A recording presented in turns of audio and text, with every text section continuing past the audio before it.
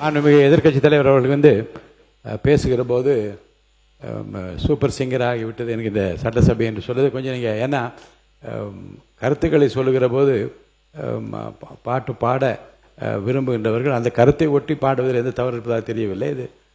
அது super singer என்கிற அந்த வார்த்தை அவசியமா என்று இன்னொன்று மாண்புமிகு உட்காருங்களேன் உட்காந்துக்கோங்க. மாண்புமிகு முதலமைச்சரை பற்றி நீங்கள் சொல்லுகிற போது ஜோசியக்காரரை கேட்டு செய்கிறேன் என்று கேட்கின்றீர்கள். ஏனென்றால் மாண்புமிகு முதலமைச்சர் அவர்களை பொறுத்த வரைக்கும் ஏற்கனவே பதிவு செய்யப்பட்டிருக்கிறது. எத்தனை மணிக்கு வருகிறார், எவ்வளவு நேரம் பணிபுரிகிறார், எப்படி கோப்புகளை பார்க்கிறார் என்றாலும் மாண்பு அமைச்சர் பெருமக்கள் ஏற்கனவே பதில் சொல்லியிருக்கிறார்கள். இதில் நீங்கள் யாரை அவர் கன்சல்ட் செய்கிறார் என்றால் யாரையும் கன்சல்ட் செய்யாமலே சுயமாகவே தன்னுடைய அறிவாற்றலால் முடிவெடுக்கிற திறமை அவருக்கு இருக்கிறது என்பதை 3 மாத காலத்தில் எல்லாரும் பார்த்து கொண்டிருக்கிறார்கள். இன்னொன்று கோப்புகளிடம் தயாராக இருக்கிறது என்றால் அவருடைய ஆய்வில் இருக்கிறது என்று அர்த்தம்.